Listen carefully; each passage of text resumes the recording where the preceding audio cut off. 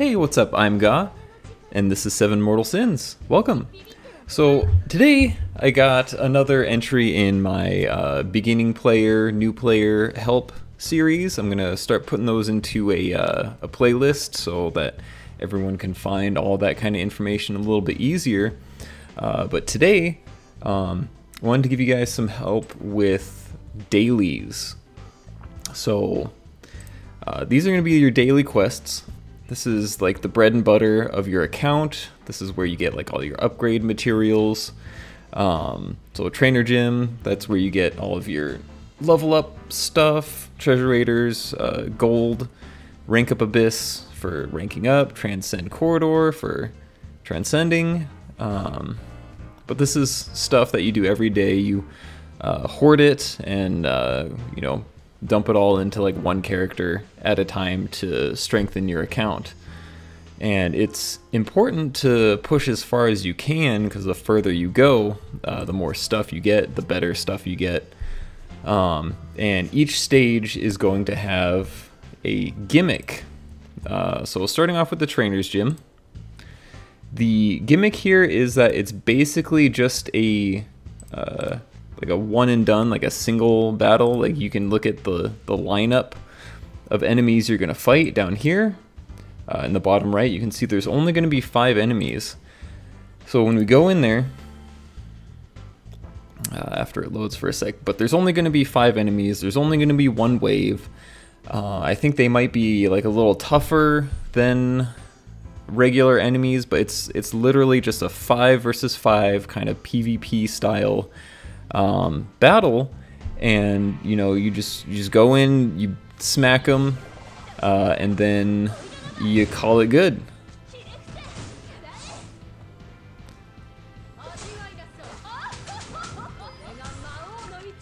So yeah, it's not too bad. You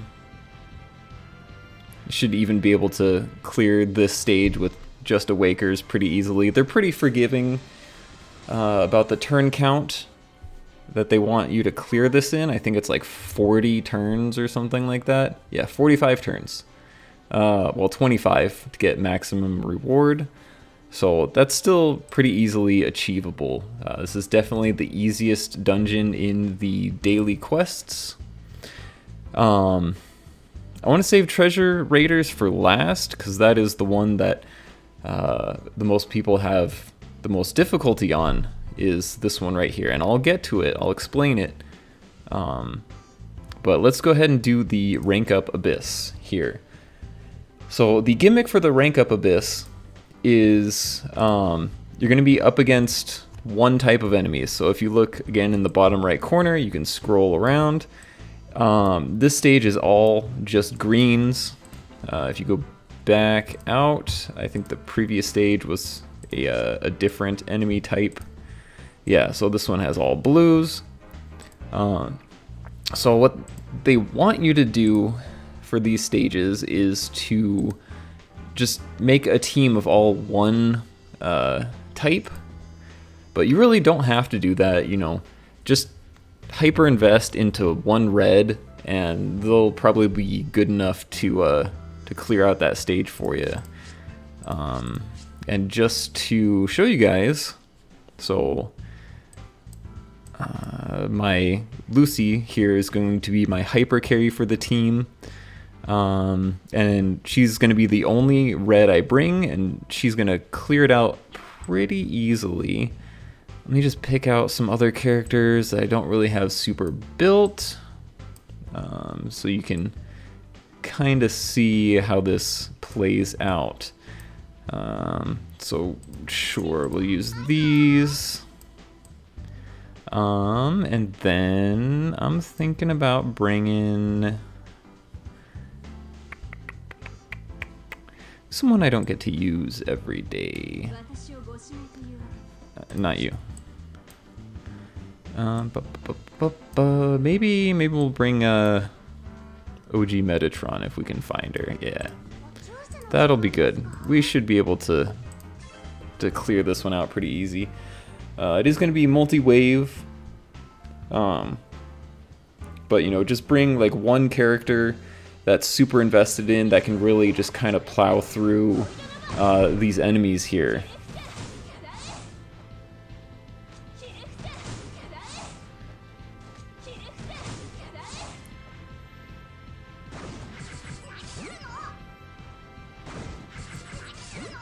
Oh. This is going a lot worse than expected. But I think we can still have one character die and it'll be fine.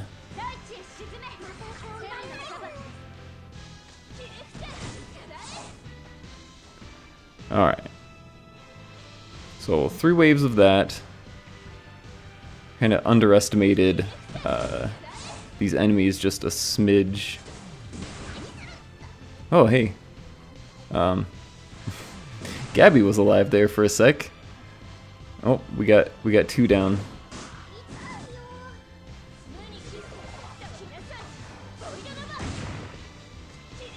Wow, I am really just disproving the point that I was trying to make. Here, let's see. Maybe we can bring it back.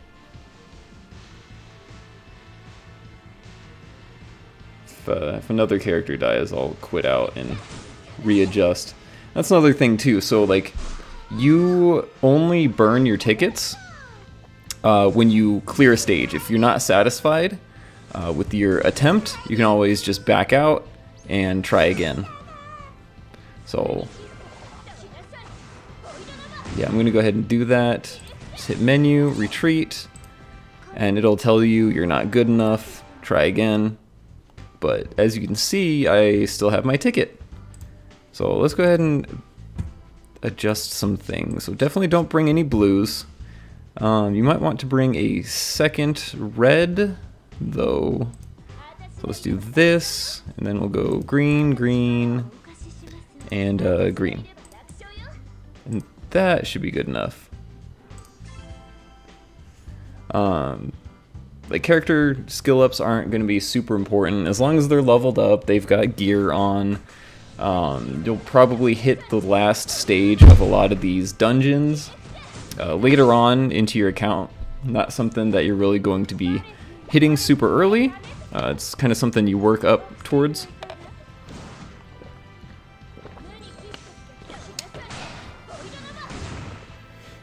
But yeah, you know, just have like 1 or 2 characters of each type that are pretty invested in, and you should be able to clear out this dungeon pretty easy. It's more of a DPS check, really, than anything. Having some characters with CC will also help you a lot as well. As you can see, I have my Winter Lucy freezing a couple of enemies. That is pretty helpful. Some AoE is also really good. And then, you know, just some heavy hitters. You can bring a healer if you want to as well. That's not necessarily a bad idea. Might make your run a little bit slower, but you should still be able to easily achieve the turn limit, which I believe in this one is 25 turns as well. Shouldn't be too hard. Okay, we should be clearing this out pretty easy. We got 3 enemies CC'd.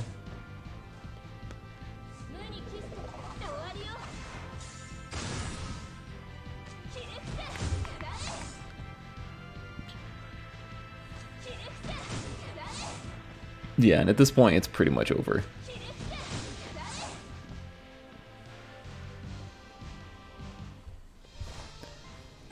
And I think we were still well within the turn count limit. I wasn't paying too much attention to that, so you definitely have some leeway to work with. Yeah, this one even gives you 40 turns, so you guys have tons of time to work with. Alright, so next up is the Transcend Corridor, and this one is a pain in the ass because the enemies here, all of them inflict move gauge down. So every single hit from one of these enemies is going to debuff your move gauge. And to combat that, the easiest thing to do, especially for a new player, is to save your Awaker Selector card that you get from the end of the Awaker banner. You'll get there eventually naturally. You don't have to spend gems for that. But save that card and pick up Summer Luciana. So she has a passive ability right here. Her supportive effect, when battle starts, grants all allies move gauge decrease immunity for 2 turns. That's super helpful for this stage. It, you know, basically counteracts the entire stage mechanic. So I would highly recommend at least picking up 1 copy of her and leveling her up enough and giving her some gear so that she doesn't die. Alright, so other than that, you can see we got like a good mix of enemies here. There seems to be a little bit more blue than anything else, so you might want to kind of lean towards your green allies. So we'll probably go like double green here. We'll go like, I don't know, Gunslinger Lucy. Trying to pick some of my lower invested in characters so you guys see that it's not actually that difficult to clear this stuff. Yeah, we'll bring you, and then I'm thinking we should also bring someone to kind of boost up our team's speed. Let's go with Furka. I hope this clears. I don't want to be proven wrong again. Don't want to have to back out of this. So let's go. Let's hope this works. Alright. And if everything works out correctly, hopefully we won't take too much damage, but you're going to see Summer Luciana is going to be blocking all the enemy debuffs.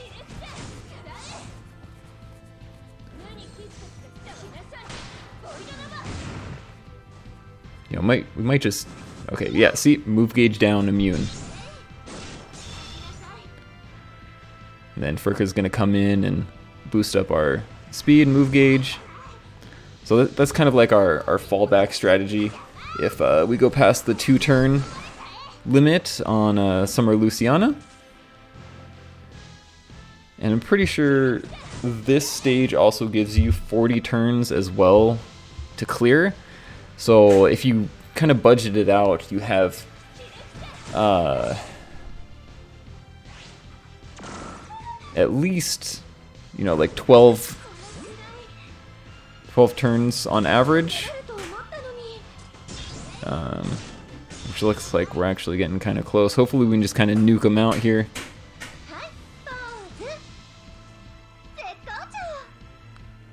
I did my math wrong. Nah, maybe this one's a 45 turn limit to get max clear. But we should be clearing out this last enemy here. And off to the last stage. I think Lucy's got her burst up. Alright.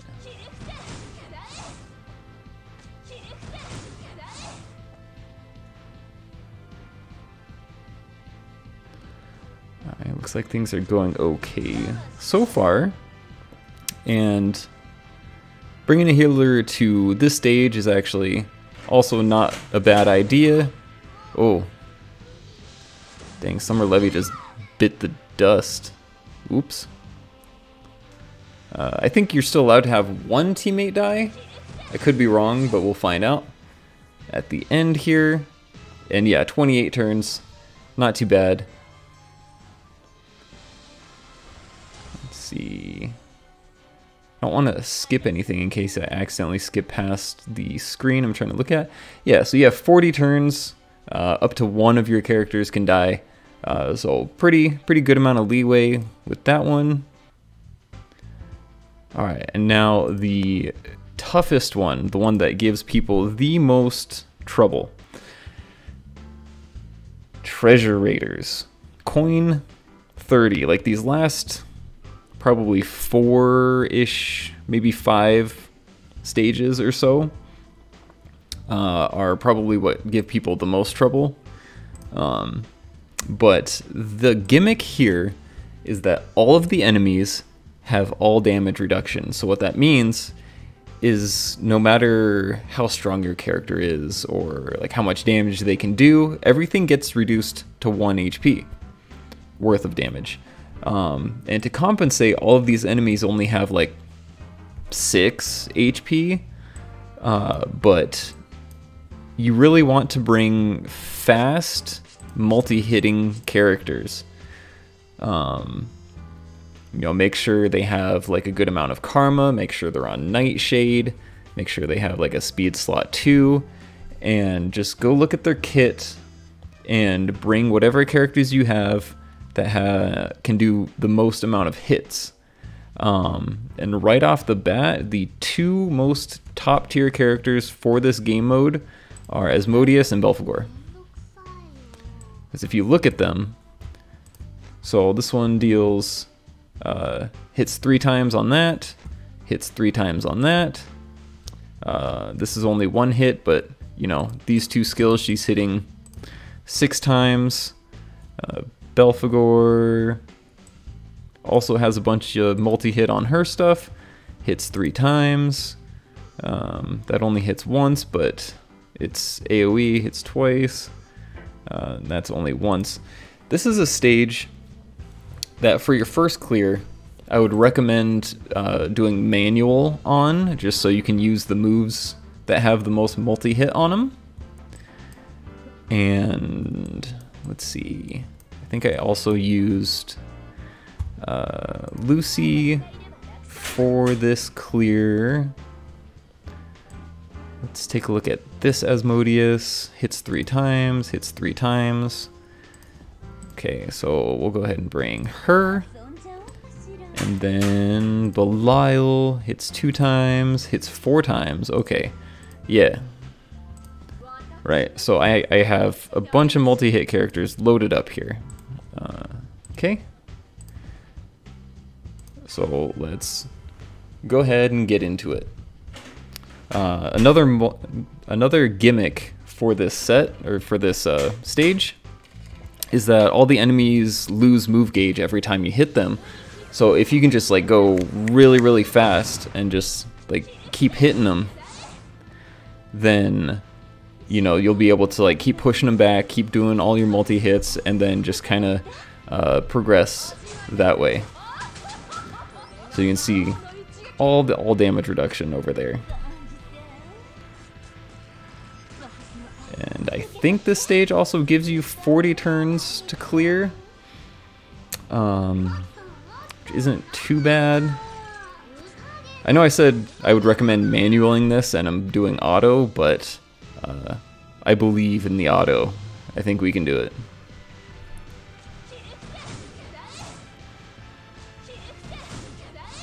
So Lucy's got multi-hits, she's got follow-ups.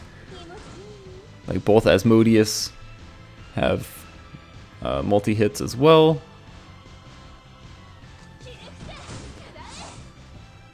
And I think we're gonna be okay here.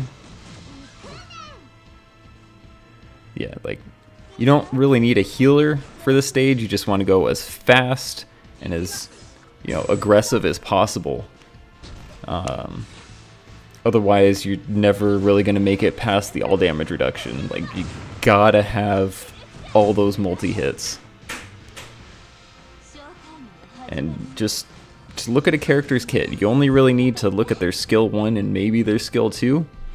If they hit ideally around 3 times, then they'd be perfect for this stage. If they hit 2 times, they could be good, as long as they have like some follow-up attacks. But you're really looking for that hits 3 times section of the sentence. And then just slap them on your team, slap speed gear on them, and should be good to go.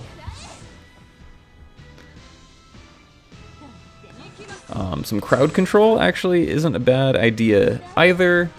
Maybe like charm, so that the enemies start hitting each other rather than you, because that counts towards, their HP and their all damage reduction as well.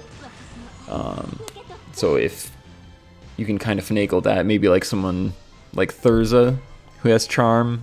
Charm is really good for this stage.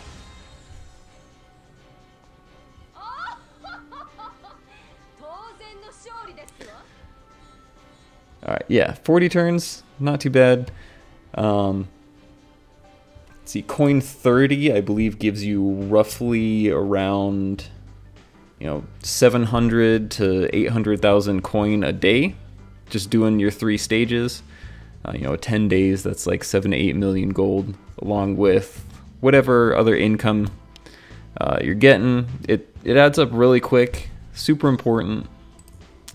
But speaking of dailies, something I wanted to touch on real quick before I head out, because it is technically a daily as well, is your daily missions and arena. So arena, you get tickets for every day, and your rewards also go up for, the more time that you play, or the more times you play. So doing your arena every day is also very good. Both the Limbus and the Grand Coliseum. I'm going to be having guides come out for PvP soon. Probably going to start with Limbus Arena. And then your missions. Make sure you're doing at least 10 of these a day. You don't have to do all of them, because after you do 10, you get 100 free gems. And I did some math real quick as far as gem income goes, and it correlates to daily income. So between the wheel spins, doing that daily, as well as doing your daily missions here, you can get somewhere around like 12,000 gems a month, depending on where you rank in PvP. And it shouldn't be too hard. It's pretty reasonable to get into the top 1,000 as a free-to-play player. Just make some smart investments, smart character building, smart team building, and you should be able to, get up into like this range here. As far as score goes, probably like top 1,000, like I was saying. Not too unachievable for a free-to-play account. And if you can do that and just do your dailies every day, like I said, you get about 12,000 gems a month, which is enough to guarantee a pity on any one banner that month. It's not bad. So yeah, that's my daily guide. Hopefully you guys enjoyed it. If you think I missed anything, had more questions, wanted me to elaborate on some stuff, feel free to ask me in the comment section down below. And with that, I think I'm gonna head out.